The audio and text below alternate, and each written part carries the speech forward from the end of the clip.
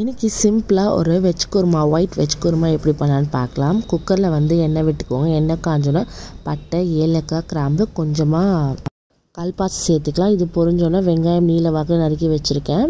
அதுக்கப்புறம் 2 பச்சை மிளகா காரத்துக்கு. இதையும் நம்ம நல்லா வதக்கிக்கலாம். இதுக்கு வந்து நம்ம ஒரு பேஸ்ட் அரைக்க போகிறோம். மிக்ஸி ஜாரில் தேங்காய், 2 முந்திரி, கொஞ்சமாக கசகசா, கொஞ்சமாக சோம்பு, இதை நல்லா ஃபைன் பேஸ்ட்டாக அரைச்சிட்டு வந்துடலாம் தண்ணி விட்டு. இஞ்சி பூண்டு இந்த மாதிரி இடித்து போடுங்க, ரொம்ப டேஸ்ட்டாக இருக்கும்.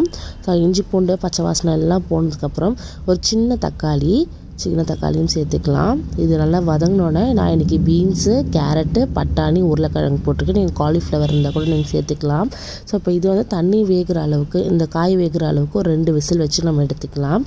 இப்போ வந்து காயில் நல்லா வெந்துருச்சு. நம்ம அரைச்சி வச்சுருக்க பேஸ்ட்டை ஆட் பண்ணிடலாம்.